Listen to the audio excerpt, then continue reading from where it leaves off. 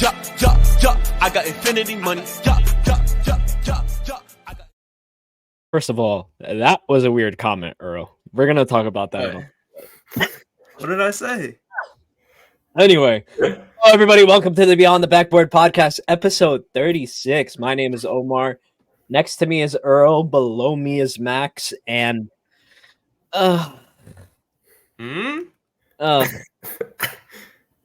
I think we all know why I'm saying I'm still confident. I think everybody in the audience already knows what we're saying, what we mean when we say this. How the fuck do we get blown out like that? Because we have half a team, Omar. You know that. Doesn't take a rocket scientist. That's very true. And we're fucking gassed. We are gassed. It's hard, but I understand. Yeah. It was an interesting game. Man. There's this video that came out earlier. It's like a little low scale video. And somebody came out with a pretty good like analysis, because people are saying, "Oh, are the Knicks better with or without Julius Randle? He's probably better without Julius Randle." This and this and that. And I just want to he argues for a point against those people that are saying that, which I agree with, but I wanted to go over a few things with you guys that he said in the video, if that's okay. There's been some debates. Did the Knicks play better without Julius Randle? This person has been known to be a big Julius Randle hater in the past because of his lack of effort on defense and his inability to play in the clutch. But this year, Julius Randle wasn't, and he was not the same Julius in the past years. The New York Knicks had a record of 12-2 between January 1st and January 27th. After the Knicks traded for OG, they had a 14-game stretch, and then they were the best basketball team in the NBA, beating the likes of the Denver Nuggets 122-84, Philadelphia 76ers 128-92, and then the Miami Heat 125-109. Heat are a bad example. Heat were mid this year. Yeah, that's very true as well. We were running the most efficient offense in January. I believe it was 121.3. Oh, offensive. I'm sorry, this was the wrong rating. That's an offensive rating of 121.3 between January 1st and January 27th. And then our defensive rating was a 105.5 between the same time. So, and I think we were the number one running offense during that time. Defense as well, running that time as too, because Denver Nuggets, not the Denver Nuggets, the Minnesota Timberwolves still and will have the best defense in the NBA as it currently stands. But during that stand in January, we were the best defense in the league. So I think that's pretty noteworthy. Sounds like an OG thing more than a Randall thing. I'm getting to it. Believe it or not, I know. Julius Randle in this time, Julius Randle averaged 25.3 points a game, 8.2 bounds, and 5.5 assists in 13 games. About 80 possessions ruined. Julius Randle started settling for less jumpers, and that was because of the paint was less clogged without RJ, and he was able to play bully in the paint more inside and creating more threes off the pick and roll. And now his passing was being more efficient because he was able to get up to Brunson. He's able to get OG across court. It made it a lot easier for him to do a lot more things, and then without RJ clogging the paint. And then his true shooting percentage, I'm sorry, give me one moment. His true shooting percentage was 58.9 in that stretch in January. Okay. So the next thing, so this answers the question, and he basically says, so the answer to the question is no, they aren't better without Julius Randle.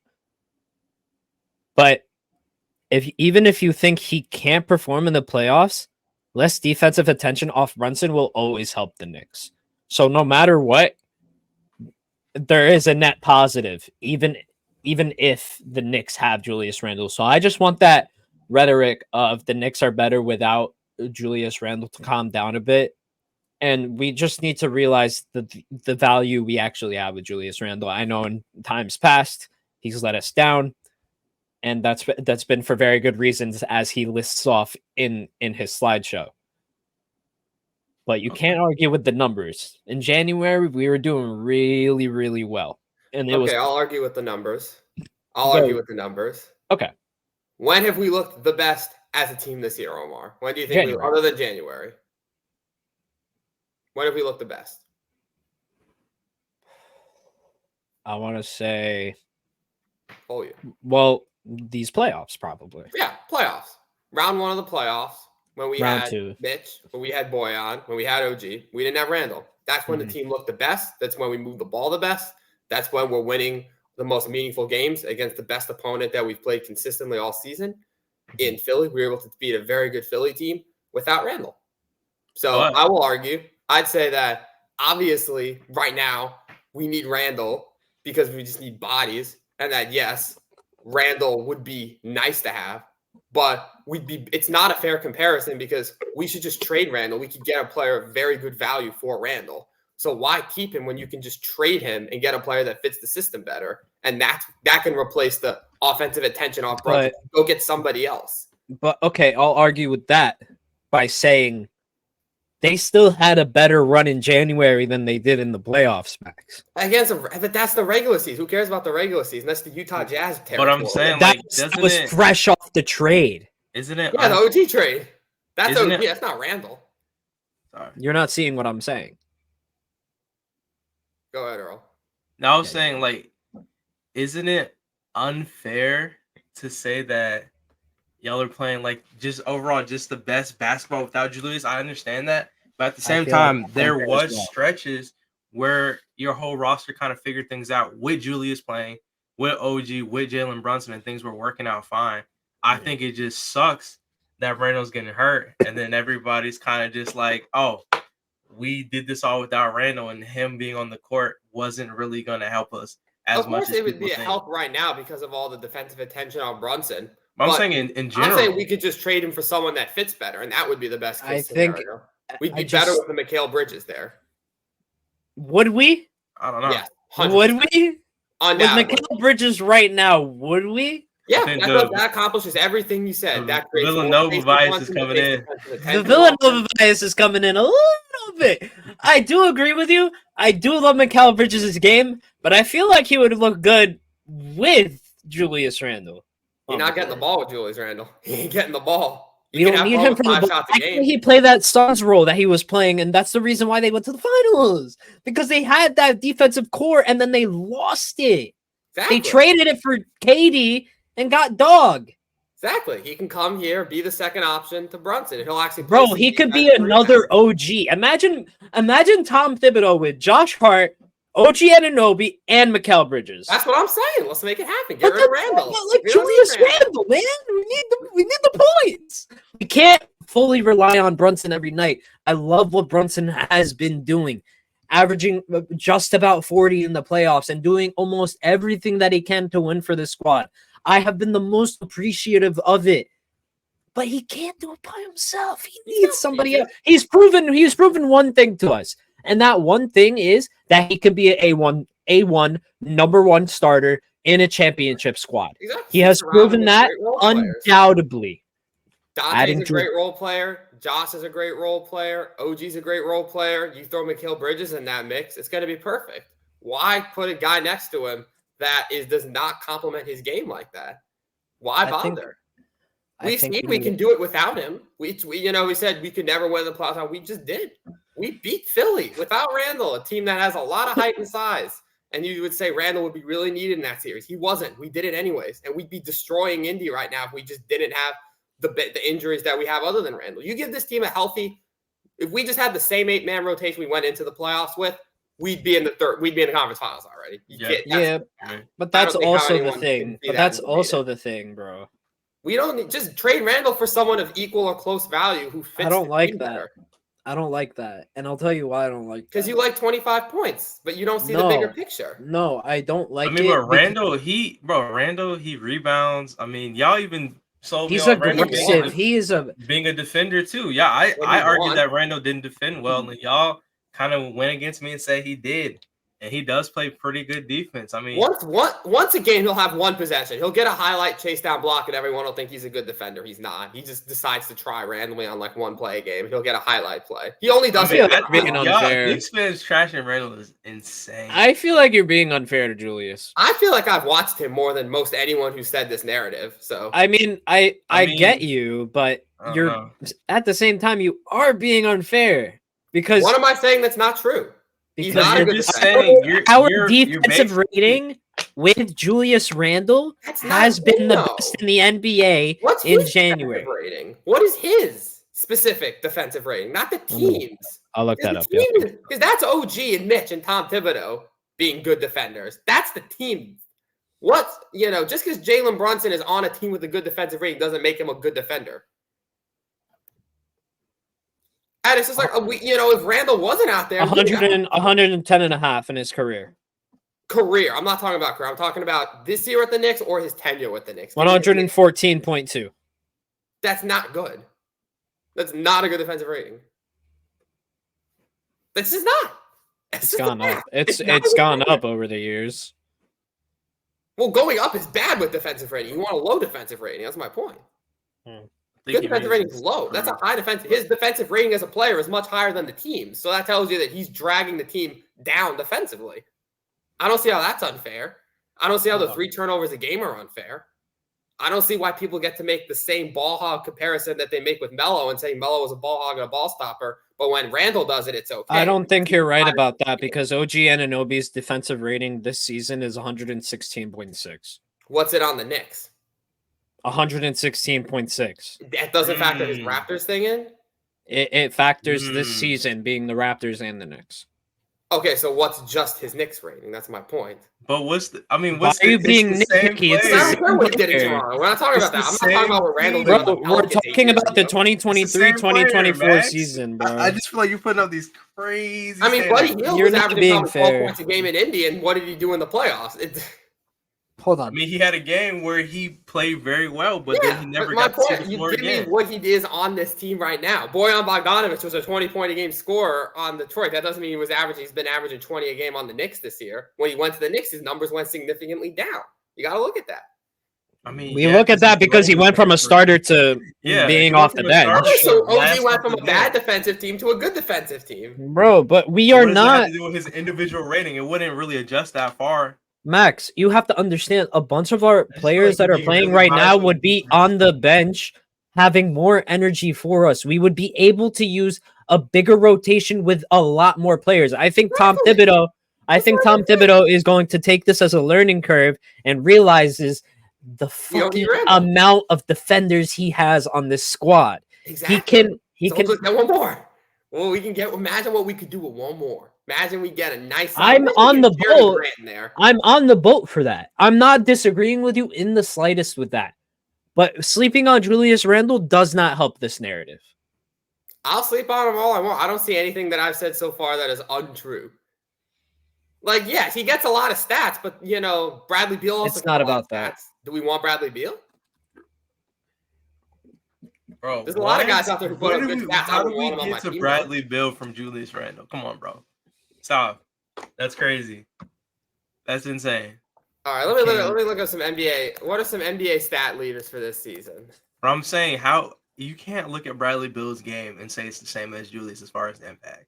You can't. Well, I'm saying that. I'm just saying there's some players who put up a lot of good numbers, good counting stats. Don't know if I'd want them out there though. Then there's some guys who put up lower stats that I would want on my team.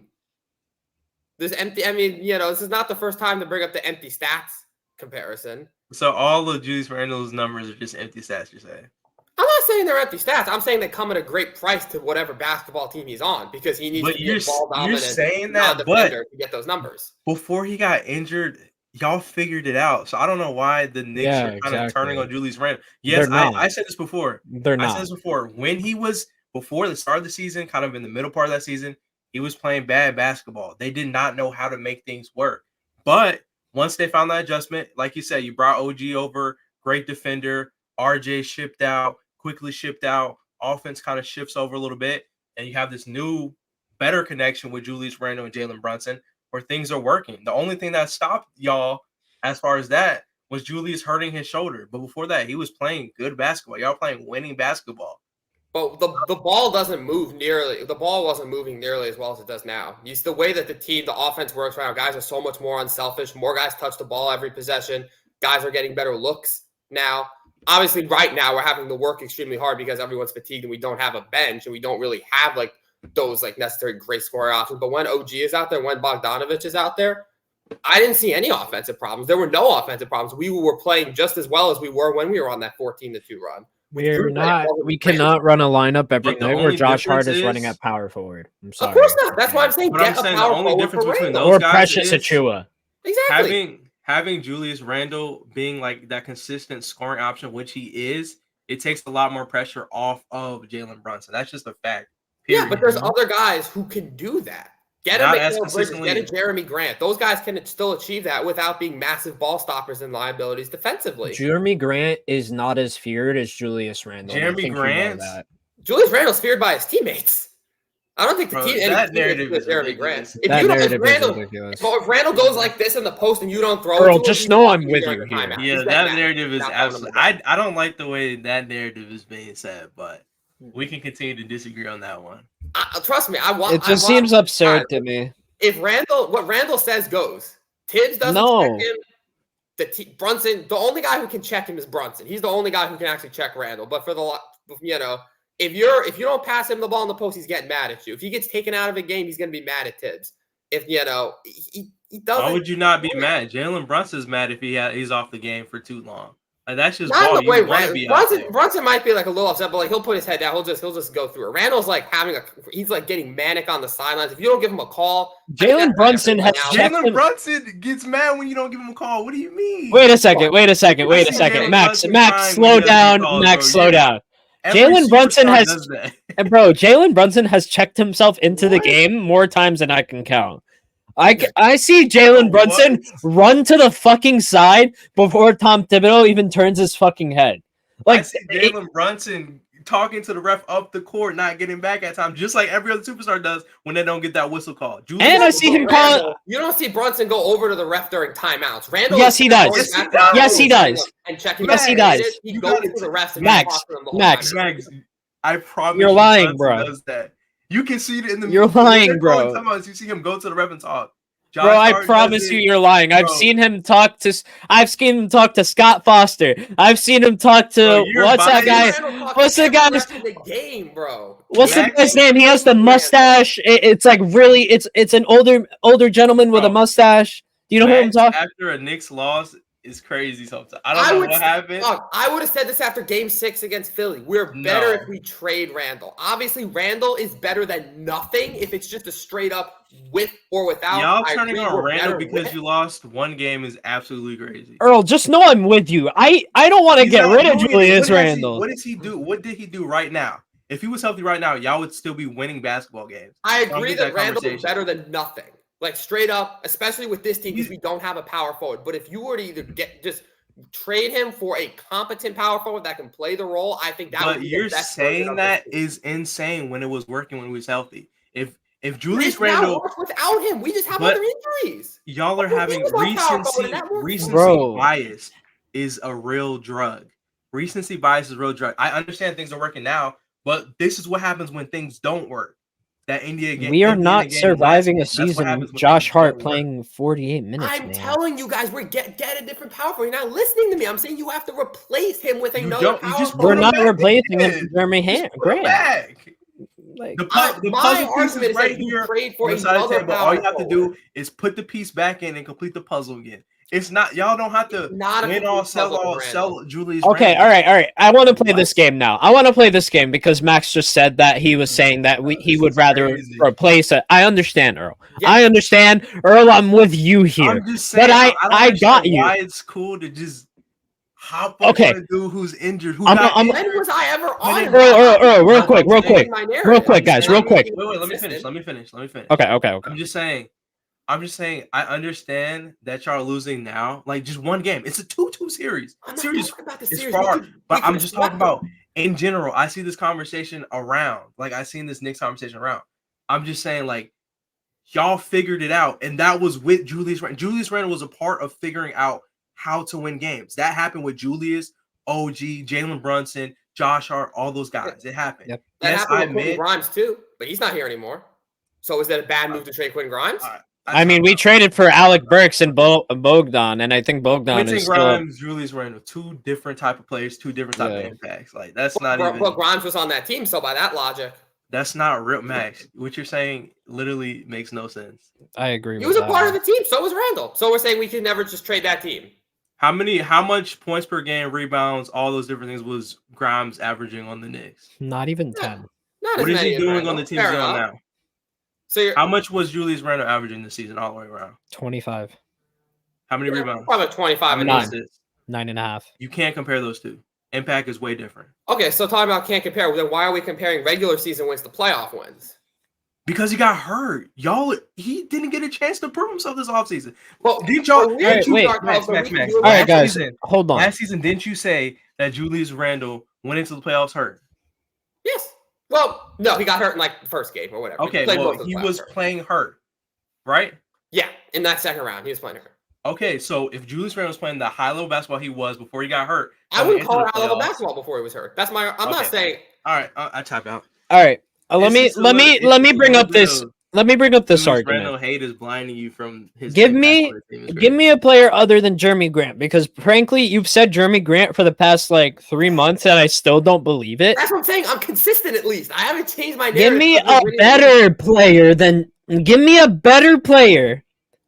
than Julius Randle that would fit better on the Knicks roster right now as it stands, other than Jeremy Grant, because I've heard Jeremy Grant already. I heard the Jeremy Grant argument. I don't agree with it. Let's hear it. Let's hear it. Okay, I mean, Mikal Bridges, first of all, totally. We don't have to trade for Mikal Bridges. He starts at a small forward / shooting guard. That wouldn't work. Next power We'll forward. play with the power forward. That'd work.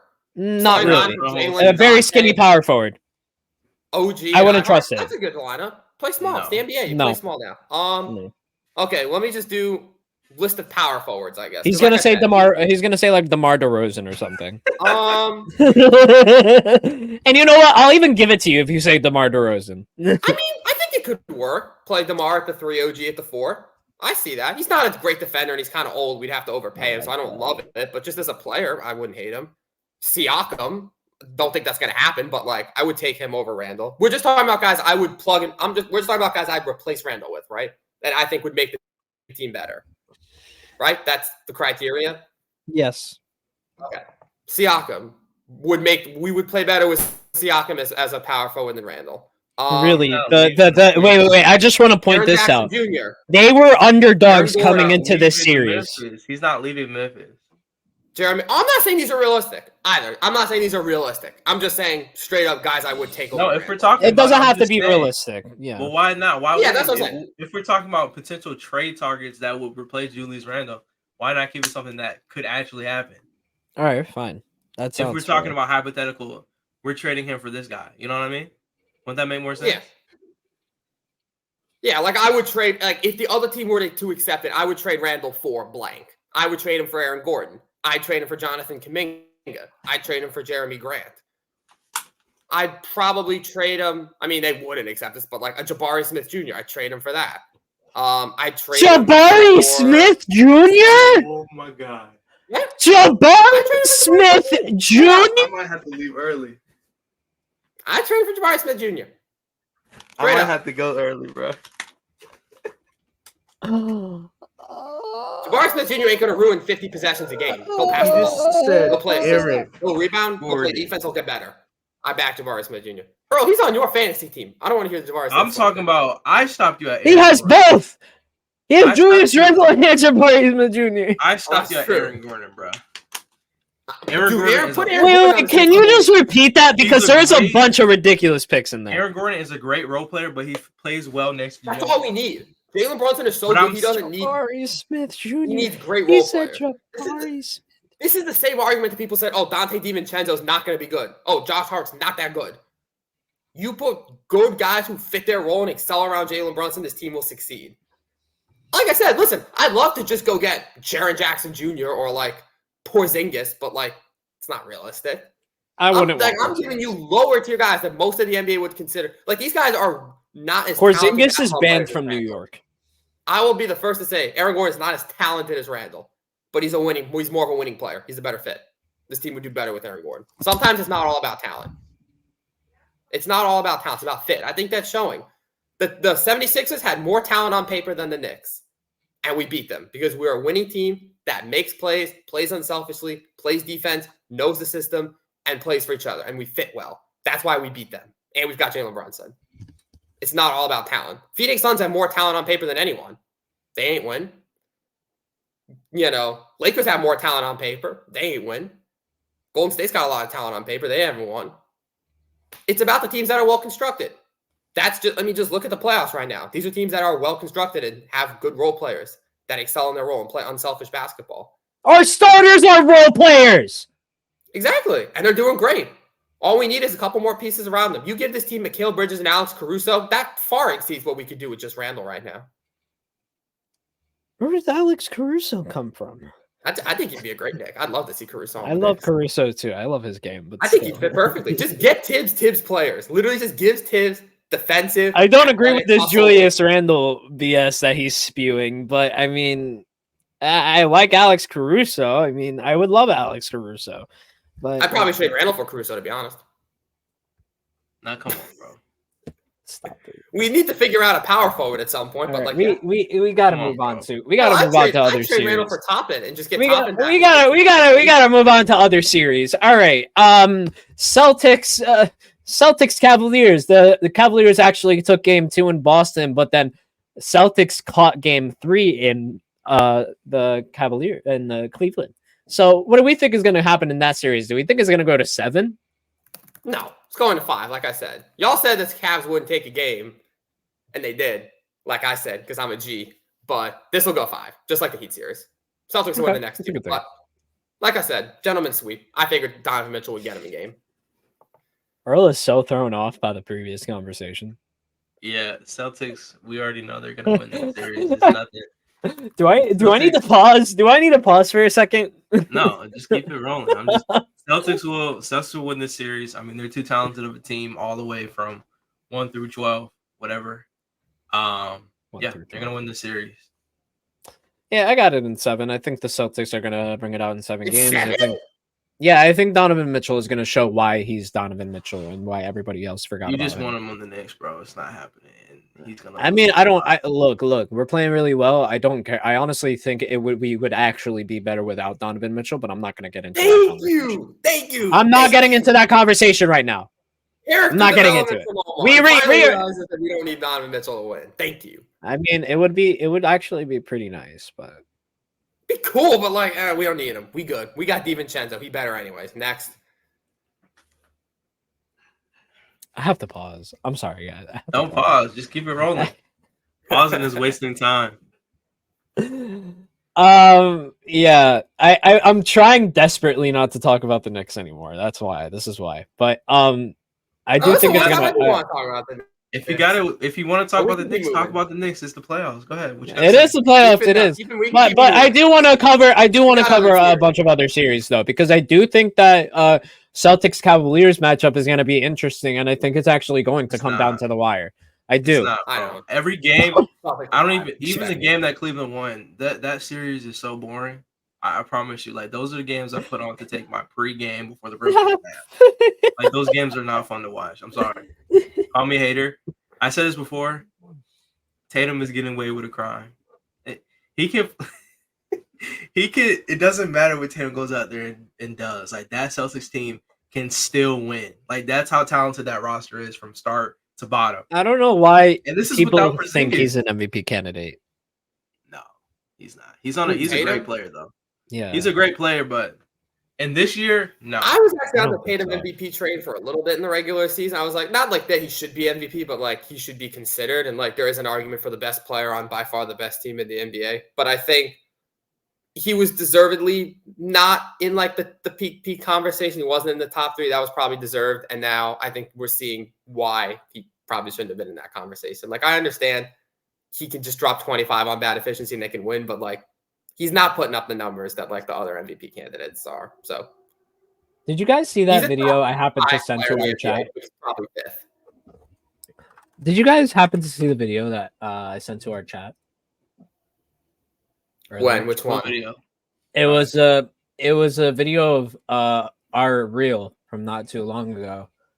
And it was the podcast when me and Earl, it was Earl and you had to go somewhere.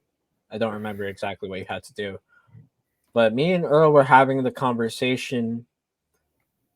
Hold on. Okay. So the first part of this conversation is low-key irrelevant, but I'm gonna play the whole thing anyway. Okay. Let me just restart it.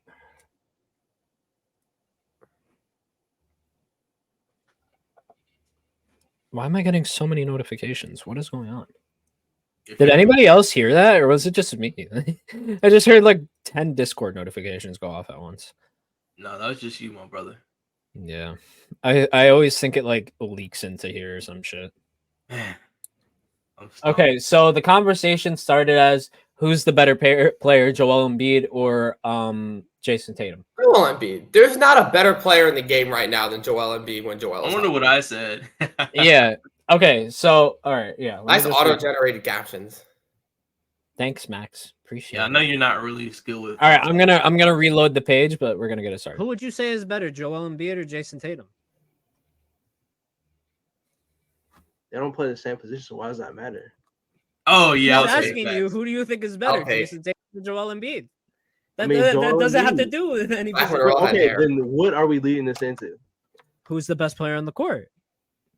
Oh, okay, Joel Embiid. But who's the best player on the court in the playoffs? They're both the same because they both selling. Jason, oh wait, yeah, you're right. I mean, Joel was playing on one leg. Wait, hold on. Let it play through. I thought you were talking about a hypothetical sense. Jalen Brunson, if he had the opportunity to go to the finals, he wouldn't perform well. That got exposed. Clipped. I mean, he's not in the finals yet. He has a chance to go to the Eastern Conference Finals, so. But he's not in the finals, so my clip can still stand. We don't know what he's gonna do in the finals. He hasn't been there yet. Bro, he was.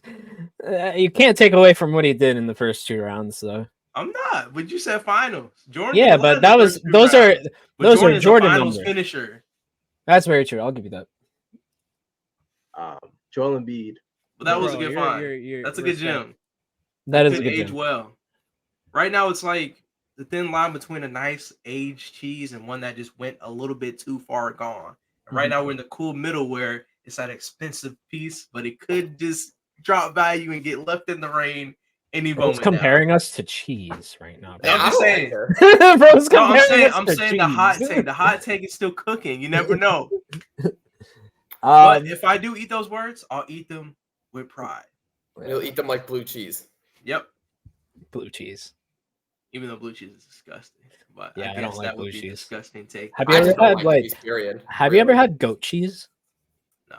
It's bad too. I wouldn't suggest it. Have you ever had frog legs? No. Yeah. Have you ever had squid? Yeah, calamari. Oh, I mean, I haven't. Have you ever had calamari? I've never had it. They're pretty. Have you ever had? Bro, have you ever had those pizza? What's it called? Pringles. The pizza flavor. The pizza Pringles. I think I've had them once. They're not that fire. great. I hate both Pringles, but pizza Pringles are fire. You had turkey necks before? Turkey necks? I mean, I've had turkey. I don't know where it came from on the turkey. Like turkey neck stew? Not turkey neck stew, but I've had a turkey neck before. See?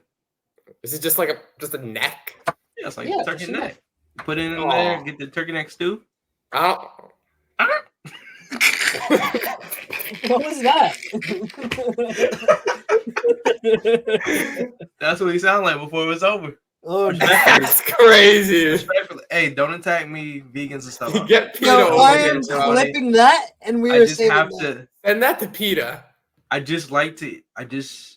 Meat is good, but I love. I mean, I agree with that, but damn, you didn't have to imitate the poor thing before it got. I'm sorry, I was just lightening the mood, you know. Not for the turkey. The poor turkey. There is some cooking downstairs, so. This episode is dedicated to all the turkeys out there, man. We will love a Nah, I was about to say something, but it would. No, finish that thought. No, I'm gonna leave that one right up there. All right. Dallas Thunder series. I told y'all. Series ain't over. 6 games. Thunder and 6, 6 exactly. games. No. Thunder and 6. I'm telling y'all what's about to happen tonight. Ooh, can I give a hot take? Go for it. No. All right. Tonight, I have Luka going for 58 points tonight. He hasn't done it yet. We haven't really. He won't have 40. He won't have 40.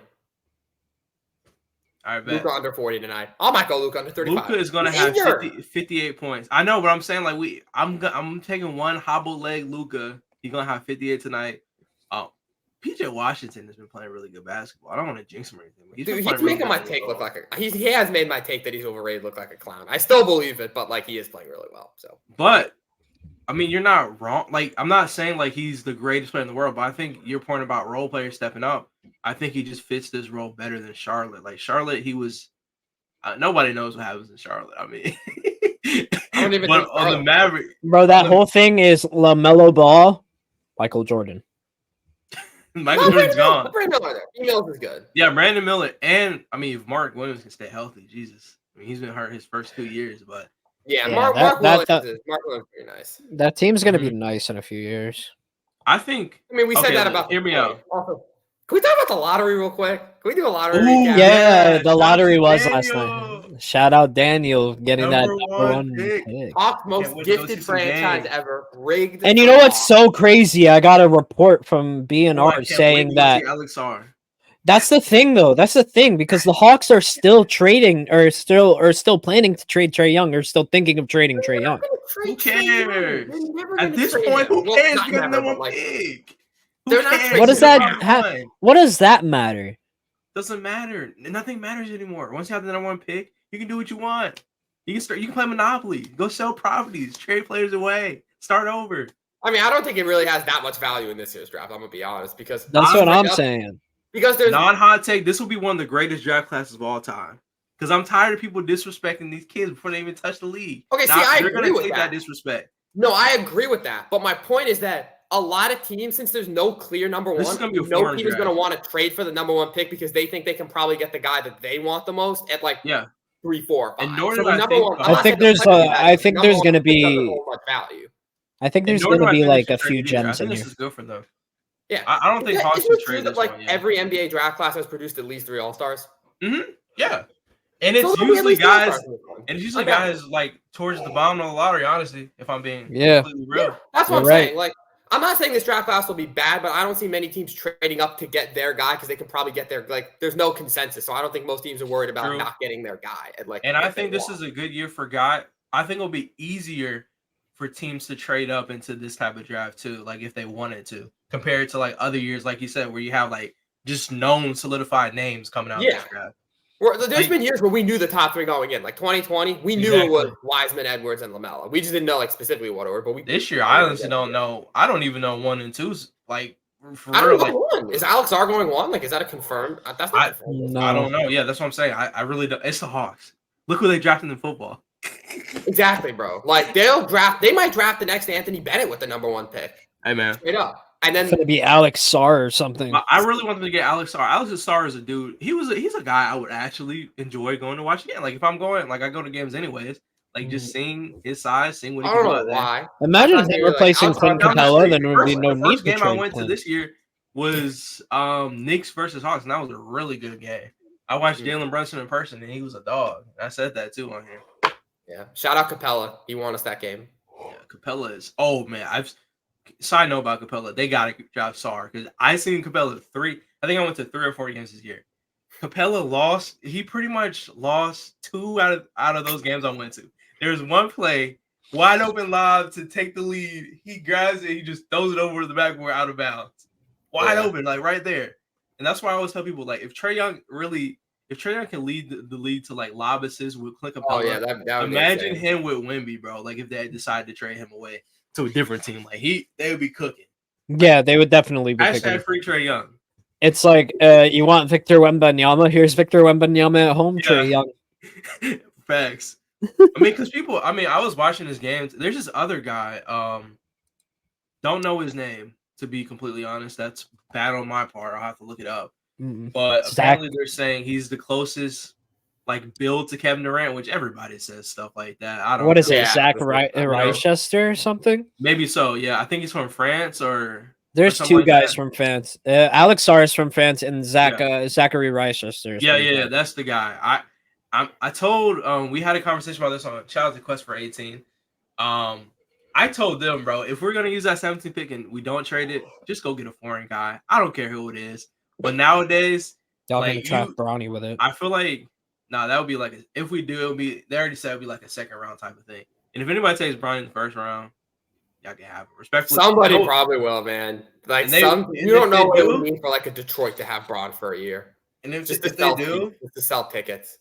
I don't even think Charlotte that's would do it. Guarantee Braun anymore, if I'm being honest. Braun but if it doesn't guarantee Braun, then no. But if it guarantees you Braun, like Washington would do. All right, but like, what if the Knicks were to be like, yo, the number 2 pick for him though? That would be so bad. That would be atrocious. No one would do a lottery pick. No one would. Nobody's gonna do a lottery. Yeah. Nobody would take Bronny James seriously at that point too, and it's sad to say that because then if he goes into the first round. That's what I'm saying. I think he's a good second round talent. Like in this type of draft, he's cool enough to go like late second round. But like that's the thing because people are always going to be like, "Oh, it's LeBron's son. The only reason he got into the league was because he was his son." Even if he went out there and played his best basketball, people are always going to say it's always going to be that asterisk of LeBron's son. That's never going away, bro. Once he gave birth to him. But you realize why he gave up his real not his real name. He gave up his legal name, LeBron James Jr., right? He physically and legally changed it from LeBron James Jr. to Bronny because he wanted to create his own story. As I think that's what LeBron. Yeah. He wanted to create his own legacy. He doesn't want to be reminded, and he doesn't want to be. That's real. You guys can look it up, but I heard it from I think it was LeBron. And like that barbershop show that he has. Or he had or whatever. I don't remember. No, I'm not calling. I'm just saying that's really interesting. I didn't know that at all. Yeah. That's why I asked. I think it's still LeBron James Jr. Really? He has not legally changed his name. No. It's a nickname. So I don't know what you're smoking, but actually I do. I mean, what is that? The turkey like? Look, my camera's going out of focus. Okay, but I'll say this, bro. Bronny, he's gonna be what he's gonna be. I think he's a good defender. He can shoot a little bit. Whatever he, basically, just let him do his thing. Like wherever he goes, I hope he has a good career. I think that was the thing. Wherever he goes, I just hope that people draft him. Okay. Here's the quote I was talking about before we move on. So no, LeBron James Jr. has not legally changed his name to Bronny James. He still carries his father's name, despite being known as Bronny for years. Okay, this is yada yada yada. On one hand, he keeps his legendary namesake. Seems like a privilege, a reminder of the legacy Bronny could uphold. However, constant LeBron James Jr. comparisons fuels expectations he may never satisfy. Several sources cite Bronny wanting his own identity as to why he informally changed his name years ago. James, wait, just 1 second. LeBron James once revealed how his eldest son pursued a separate legacy with the name change. On an episode of The Shop, James revealed, I asked him, I asked him, what you want to do with this? You want to get to the pros? He said, yeah. I asked him why. He said, because I want to make a name for myself. Yeah. By the way, he changed his name to Bronny. I didn't. He changed his name. I made him a junior, but he Bronny to the world. Yeah, he just. But he has a legal change name. No, that's a mistake on my part. But my sources was true. I just got it a little mixed up. Trust me, bro. Anyway, I'm just playing. Good pull. Okay, I would say it's the same difference of Jason Tatum's son. People, y'all know his name is not Deuce. It's Jason Tatum Jr. Really? They call him Deuce. Yeah. I'll be honest. Deuce. I've never heard of anyone call him Jason Tatum Jr. Yeah, that's what I'm saying. Me neither. Deuce, 2, like Tatum. I've never heard that. Basically. Good for him. Yeah. But what I'm saying is everybody has a little nickname. But go ahead, Max. Yeah, can I be a little crazy here? Can I be like a little? I mean, I've already wilded out with Randall, be insanely crazy. You're on an all timer. Go ahead, cook up. Yeah, for real. I understand the Bronny thing where he wants to make his own legacy. I understand that. I don't blame him for it, and I do feel bad for him in the sense that no matter what he does, he will always be compared to his father. That is big shoes to fill, and I do feel bad for him on that sense. But on the other hand, I don't think he would even be remotely in consideration to go to the NBA if his name was James Miller. I don't think he's even remotely considered being drafted. I think the fact that he is Bron's son and the fact that getting him means Bron might go play there for a year is pretty much the only reason he's considering getting drafted. Because I know he's a defender. I know that's what he makes his name on. But he averaged 5 points a game in college with less than 3 rebounds and 2 assists and 0.2 blocks with a negative, well, not a negative, but more turnovers than it steals. He's not, I don't, those numbers are not the numbers of a guy who's getting NBA drafted, respectfully. Like, they're just not. Yeah. I feel he like does obviously. Benefit. Like, let's not act like if his name was Brandon Neesmith, anyone would be talking about him in this draft right now. No, I agree. I think pretty much everybody knows that. If I'm being like, not to like undermine that comment or anything like that, but I think everybody knows like the reason Bronny is in this draft right now is because of his dad's name. And yeah, it sucks. For his sake, I feel like I still feel like after like what happened last year with his heart condition and stuff like that, he should have stayed and played another year because I feel like that wasn't the best basketball he could produce. He was kind of just trying to get his flow back. He didn't really have like a solidified rotations, but like he played, but he didn't have like a all out like consistent type of minutes, I would say. So my thought process was, hey, go play another year, go do your thing, try to help your team contribute to win, hit an NCAA tournament, March Madness style, make you a nice little legacy run and see what happens there and go like towards like maybe instead of like maybe a late second, if that, to potentially like a lottery type pick, in my opinion. But I do agree with you. I feel like as far as like teams wanting him, there's probably going to be some type of underlining, hey, maybe I think there's 2 types of teams.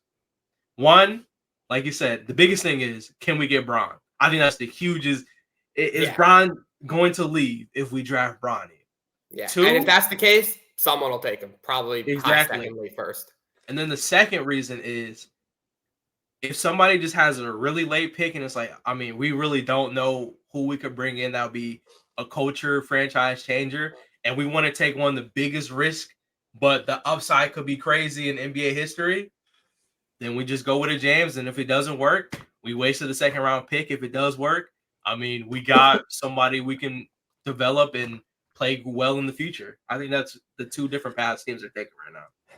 Yeah, it's just that like he does like on the one hand, it's a pros and cons thing, right? Like living in the shadow is one thing, but he's definitely using that. To like he's better than what his stats are, though, for sure.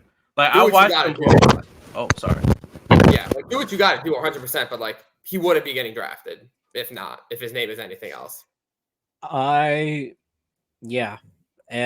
I think that's going to be a big problem going into the draft, and I'm afraid for him, and I'm afraid for any team that kind of takes him earlier than the second round, because you're going to invest in a guy who I won't repeat word for word for what Max said from the stats, but 5 points a game, building your defense. That's how you got your name, by building up your defense, which is good, like as you should, right? Doesn't average over a steal or a block a game. Has more turnovers than steals, but maybe I'm missing. I mean, look, I'm scared. I'm scared for him, right? He's the biggest name in this draft. Your mic is really low. On my phone. Mine? No, his. Oh, his. Sorry. My bad. Go ahead, Earl. Can you hear me? Yeah. I was just saying, like, the numbers are in his favor, but I feel like as far as build, he does have the build as far as potential wise to be a really good guard of the So do a lot of people. No, I'm just saying. No, I'm not saying that, but I'm saying like the Michael Jordan and Patrick Beverleys. That's crazy, bro. I'm not gonna be saying all that. I'm not saying all that because at the end of the day, this is still a guy chasing his basketball dreams. And who am I to put him down when I can't do half the stuff he does? That's not putting him down. Patrick Beverley is an awesome defensive player. I'm just saying, what would be better, the Patrick Beverley of Michael Jordan's or the Michael Jordan of Patrick Beverley's? I think the Michael Jordan of Patrick Beverley. But I feel like even that is not as good as the Patrick Beverley of Michael Jordan's. I wouldn't. Okay, what would the Patrick Beverley and Michael Jordan's look like? TJ points a game. Okay, all right. TJ McCollum's a Knicks killer. I hate that guy. Shut up. Did I not say going into this series that I hate the fact that we had to play him? Because you were bad mouthing him all season. That's why. Did I not say that? I think the Indiana Knicks series is going to go to 7 games, and I still got my Knicks. If OG doesn't come back, it might be a little rough. But we move OG for Game 5. Come on, it's not. Get him back out there. It's not happening, bro. He's still in the pool. Who cares? Is crazy. It's not going to happen, bro. He's in the pool. I know. Like he's not even walking. Can we move to have the game played in a pool? Can we play pool? Can we play pool basketball, please? Game 5 at the Garden. Install a pool. OG Anunoby pool legacy game. 40-point triple double. Okay, let's talk about what we still have a series to talk about. Minnesota, Denver. Yeah, those guys. Nuggets in 6, like I said. Nothing changes. Nah, really? 4 games. Just like I said, Timberwolves in 6. The road team always wins in this series. I think the Timberwolves are going to win. So that means Nuggets in 6 then. I think the same. I think the series is going to go to 7, and I think Denver. I think Minnesota will take it in Denver. I think it's going to be a really close game, and I think a bunch of these blowouts here and there are going to start ceasing. Yep, and the Nuggets will still win because Jokic is the best offensive player in the league, and it's not even remotely close. Man, he's in love with the Nuggets. Oh my god. I will say Jokic is an awful defender. Hey, I said Jokic is an awful defender in the last episode, and I still stand by that. Glaze is crazy, like a glazed donut. I'm the only one talking about how bad bad of a defender Jokic is. I'm basically the only one. I've seen it because people didn't talk. I mean, stat-wise, 80 was going bag for bag as far as offense, and that's because, like you said, Jokic is not a great defender. He's an awful defender, respectfully. He's terrible. Right now, at least. Yeah. He don't try. But he's so much better than anyone else offensively, it's okay. Because the formula is there. You have to have your role players step up. Not even role. I mean, Cat. Big Purr. Disappointing. So Anthony Edwards. In the game where Anthony Edwards has 43 points. Team on my back. Come on, guys. Hop in. Just hit one of those little corner threes, Cat. Just hit 2 of those threes, Cat. We win the game. Cat, 3 threes. Cat, 4. You're shooting up from 60 feet. Cat, hit it. Cat, get a rebound. Cat, don't start the game 0 for 7. Cat, wake up. Cat, you're in interviews talking all this stuff. Talk to the reporters. Can I be crazy for a second here? Can I be really crazy for a second? Cat is selling this legacy run. Can I be really crazy for a second? Go ahead. Like so crazy, this is out of pocket. Oh gosh, here we go. Wait, kind of like Donnie yesterday for real. Donnie was crazy. Donnie was in his cat bag yesterday with those corner threes. You didn't have to do Donnie like that. Yeah, I'm not standing for that. You didn't have to do that. Listen, he wasn't on his build. I get it. It's all good. Standing for that. Yeah, and then you know what? He was still hitting it though. He was still hitting the shots when I was passing it to him. So shout out to Donnie, bro. Once he got on his actual build, he was fine. But that one game on that build that can't dunk was rough. Yeah, he was just figuring things out. I mean, yeah, we were still figuring things out too. I hopped on my center after a pretty long time, and those were dark times. Yeah, we might have lost that game, but I had a good one. Yeah, listen, yeah. Yeah. Listen, once Donnie got a jump shot on him, he was fine. You know, yeah. So it just reminded me of that in that moment. I'm sorry, but crazy. I've had my fair share of cat moments too. I'm not above them either. I've had my cat moments. Look, guys, I think we're over exaggerating. There's still a lot.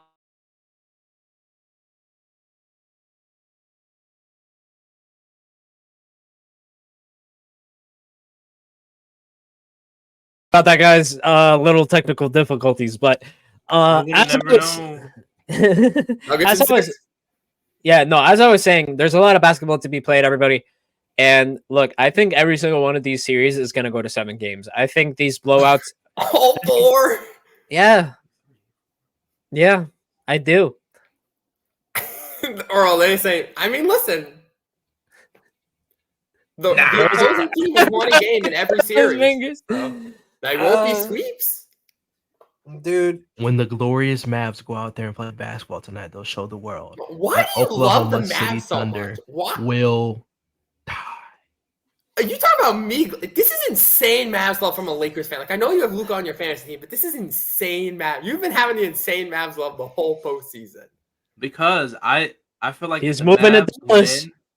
If the Mavs win, they'll just collapse next season. It's not going to be anything gained from this. But if any of these other teams win, an insane amount of confidence will develop. And it will make. No, I don't think anything is going to collapse for the Mavs. I think they're going to like build a little bit more defensive culture. That's just what they have to do. I'm just playing. Like, objectively, they've been really good after they made those. No, they have been. They have. Yeah. I'm just saying. The Mavs rotation's looking kind of nasty. Agreed. They wouldn't have beat the Clippers if Kawhi was there, but that's not the world we live in. They won. Imagine if Brunson and Luka were still together. They would have been. See, that's a dumb argument because Brunson would still just be a 15-point a game player. I don't think so. No, they were cooking, bro. I mean, let me go look at the stats. Bro, no, Brunson was averaging around 20. So maybe, but like it wasn't much more, but still. I don't think Brunson was. But that's the thing. Imagine if Brunson was doing what he's doing now with the Mavs, because I just don't think he would be. I mean, Luka's do. I don't think he would do any more than what Luka's are. I mean, not Luka. Kyrie's already doing. They're kind of. Okay, let's get one thing straight. They got that. What? The better postseason player. Brunson, yes. No, no one's arguing. When you're next to Luka, your stats Luka's the first option too. What are you talking about? Are you talking about Luka versus Brunson? Yes.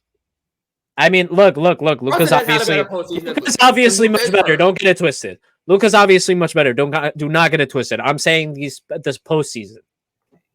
The guys with the 2 best postseasons have been Edwards and Brunson. Objectively. Yeah. They're not the 2 best players in the postseason, but they have had the 2 best postseasons so far. I don't think that's a crazy statement. Hold on, let me go look this on real quick. No one's arguing that they're better than Joel Embiid and Luka Doncic or Shai Gilgeous-Alexander. Yeah. But they have had a better. And you took Shai out of there too? Yeah. Because Shai's Shai's in the middle ground. Shai's had a great regular season and postseason, I think. I don't think he's been. I mean, Shai's been having an all right postseason. He's J-Dub be doing some work though. Hey, I said that. I said J-Dub underrated. J-Dub going crazy. Did I not say J-Dub would carry in this series? Yeah, he did. That's what I'm saying, bro. It's not over. Like I said, I still got Thunder. I mean, it's not like Shai is non-existent. Like he's still doing his due diligence. Is still putting a dent in teams, but I mean, it's not as effective as the regular season. Bro, hold on. I don't think it's crazy to say Brunson and Ant have had the 2 best postseasons. Like they're also having to shoulder more of a load than anyone else in the postseason. Like I agree to that one. So that's probably why. Like Luka has more of it. Like Luka has Kyrie, Shai has J-Dub and Chet. You know, so naturally the load is going to be more. Okay, so in the postseason, Jalen Brunson is averaging more points per game. He's averaging 32.9, 7.6 assists, and 3.8 rebounds. Luka's averaging 31.4, 9.3 rebounds, and 8.1 assists per game. What's the efficiencies? In the playoffs. What's the efficiency? What's the assist to turnover ratios? I don't see all that. I just pulled up the thing. Let me see. All right. Luka. You shooting. Doncic playoff stats. Dude, my thing is so incredibly slow. Mm-hmm. Earl, were you looking at his career playoff numbers? Oh, maybe I am. Hold on. Oh, my. This man's pulling an Omar. He literally just pulled an Omar. Hey! Dog, you were looking. Those are his career numbers. My bad. I mean, slightly less points, but still he averages more rebounds and more assists. He's shooting 26% from 3 and 41 from the field. And yeah, he's and still only putting up 78 from the line, but 27.7. poor efficiency. But still, 9.3 rebounds, 8.7 assists. 27.5 points, 9.3 rebounds, on 9 a game. Dog, he's taking 10 3-pointers And yet a game. they're still winning. 26%. That's a But business. they're still winning. Jalen was winning as well, bro. We're not talking about postseasons. We're talking about who's having a better postseason. I'm just saying, better postseason, he's averaging better assists, better rebounding. That's overall better team on way game. worse efficiency. Bro, Brunson is averaging 33 points, 7.5 assists. Actually, it's here's the real numbers. Even though Joel Embiid is still not technically in the playoffs, he still averaged the most with about 33. Right now, Jalen Brunson is at 32.9, which would have literally taken him over Joel Embiid if he didn't have a bad couple of games. By the way, I think that ceases as well. By the way, Anthony Edwards at 32.1, Damian Lillard at 31.3, Tyrese 29.8, Donovan Mitchell 29.6, Shea 28.9, Anthony Davis 27.8, LeBron James same exact number. Yeah, and then it's Luka Doncic right under LeBron James at 27.7. Like, it's not no one like we don't have to say like Luka like this makes Jalen Brunson a better player than Luka. No one is saying that. We're just saying he is. No, I'm not. But I'm not saying that. I'm saying the postseason is not over. But I'm saying they're putting up pretty much similar numbers. I said Jalen Brunson is beating him scoring. That's true. I agree with that. Yeah, and for that, and he's also shooting better from the field and better from three. And I think Lucas has more assists, more rebounds. If we Brunson's 6 foot. Like, what do you want him to do? 6'2", yeah. For anything, Brunson's actually averaging 4 rebounds a game. All right. Assists are pretty comparable. Luke also has Kyrie to pass to, but okay. Brunson has 30 turnovers so far this postseason. Let me see what Luka has. Probably like 50. There you go. It's not about the numbers. This goes back to my Randall argument. This is a perfect full circle moment. But if it's not about the numbers, y'all just use the numbers with Bronny of him not being a good player. Numbers have something to do with it. Okay, Ben, I'll look up Bronny's efficiencies. I don't think those will be that much better. I'm just saying. I already agree. Like, Brunson is having a great postseason. I agree. I think they both are. Okay. Which him and Edwards have had the 2 best postseasons individually. I'm gonna look that up right now. 28.9, 7.9, 6.1 on 57%. Yeah, I'm 57% true shooting. Is that Shea. and? Shea. Shea's also had a great postseason. I said Shea's had a great postseason. So the last 5 games, he's had 28.2, 9.2, 6.8 with 1 steal, 1.5 steals a game, 2.5 blocks per game, and then 2.5 turnovers per game on 43% shooting, and then 36% from the field. Yeah. And then his true shooting dropped at like 3%. That's not much. He's still playing really, really well, just not regular season Shea. Yeah. Which is but not by that much, but still. Yep. True. And Thunder in 6. Nuggets in 6, and Celtics in 5. And then Knicks, who knows? Depends when OG comes back. I think Timberwolves. Yeah, if OG comes back, we'll win the series. 100%. Because we just need him on Pascal Siakam to be able to stop Pascal Siakam. If we don't have him on Pascal and then we have to turn to Achua, it's kind of rough. Or Josh, yeah. We just don't have a good Siakam matchup other than OG, considering we don't have any other players. I mean, we did have Jericho until he dribbled the ball halfway up the court and then decided to pick it back up. I mean, to be fair, that's not why we lost the game. But Jericho playoff minutes are rough. Hey, Alec Burks, though. Shout out Alec Burks. Yeah, he's been playing pretty well. Killer. Dude, I think Tom Thibodeau just needs to take ISOs, bro. You said ISO started, bro. That guy, I mean, he's the only one who's not gassed, so he pisses me off so much. I hate TJ McConnell. He just he's literally face, the short. He's a short Josh Hart, bro. His face, his body type, it just pisses me off. It's like Kyle Anderson. In a different world, he would be a perfect fit on the Knicks. That's literally him. I just hate he can't shoot threes. If he could shoot threes, dude, he's been hitting them this series. Yeah, he's been hitting them. Not really, actually. Not really. I mean, but when they need it, I mean, he'll not on them little rattle tattle. I don't know what. Nah, Tyrese Halliburton been going crazy with that broken back of his. He all he did was open Twitter. All the people talking crazy about his 3-point shot. He's like, bet, hold this last 2 games. Yeah, dude turned into Curry with that ugly jump shot. He's for real. I'm like, he said, and it's a swish every time. It's not even like a doesn't even like he doesn't pick up something hot. I just want to end this podcast off by saying one thing. I don't know if anybody else caught it, but on the way out, Jalen Brunson said to Pascal Siakam, "This is a long ass series." Last words before Cancun. No, like, no, I'm just saying. I hope it's a long series so we get time to rest. Damn. Jalen Brunson, I need y'all. Oh, you saw us. We took him in the second half. Like we were toast after the second half. Josh Hart was sitting the rest of the game. We got the legs under us now. We're good. We just need one game for him to sit down. Bro, we need to sit Josh Hart a little bit. Good on Tibbs because it didn't matter how many more minutes Josh was playing. That game was. Okay, yeah. But I do want everything he can. Yeah. It's just this one thing that's throwing me off about Tom Thibodeau is the fact that I think it feels like he's going to learn that, you know what, maybe you shouldn't play all your players all these minutes during the playoffs because they're fucking gassed. But like at another point, I understand it. Yeah, you don't have exactly. You can't go to Daquan Jeffries. You can't go deep in your bench like that.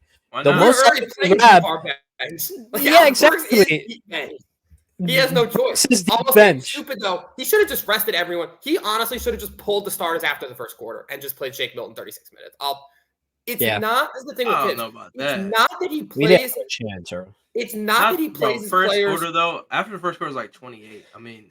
It was I mean, we were in the second quarter. Just quit the game then. Just concede. Just it's the NBA. 30 is not that big of a league. Dog, with this team, we've faced bigger leads, Matt. We've won. After the first quarter, 30 is not that much, man. But we've faced bigger leads. We've faced bigger leads and then beaten the team. So it's like it wasn't. If you're saying just rest them, bro, there's no reason I'm out there. In the third quarter, then yes, but after the first quarter, you can't give up a playoff game after the first quarter. Yeah, no, you can't. Most teams don't only have 6 guys. Most teams aren't playing 40+ minutes a game. In no world will a coach nor the players give up a game down by 30 after the first quarter. There's no. In no world is a team this strapped for bodies. I'm just saying, in general, Matt, that's just not real. I know, but in our case, that's not real. There was a 0% chance. You could have asked any Knicks fan. There was a 0% chance we're winning after the first quarter. 0. That's cap. Brunson is already on 1 foot. He played Hartenstein, and Hartenstein now is hurt. I hate this. I hate the fucking narrative. I hate this fucking narrative of fucking fouls on the Knicks or that help the Knicks. That is not true. Where did that narrative come from? Jalen Brunson did the little thing in the fucking what was it? The series. Y'all did have some sus calls called against you within the game. Right. Like every team does. Every team does, exactly. I'm just saying you can't play the victim role. Like every team has it. Okay, but what about almost every single time I see Jalen Brunson off the court, it's either fucking Aaron Naismith grabbing on his jersey, fucking grabbing on his body, or TJ McConnell's little annoying ass doing the same fucking thing. But it's annoying. Of y'all doing the same. Like the McConnell ones are so fouls. I've seen clips of y'all boys roughing them up too, and then the Pacers guys saying the same thing. Like y'all, it's really both of y'all's teams that they're missing calls on. I'll say, but I do agree. Okay, then call it evenly. That's what I was getting to. I'm saying then just call it, or fans are just gonna keep complaining. It feels like some games we can get away with that stuff, and some games we can get away with it and they can't, which is when you get the fans saying depends on the refs too, bro.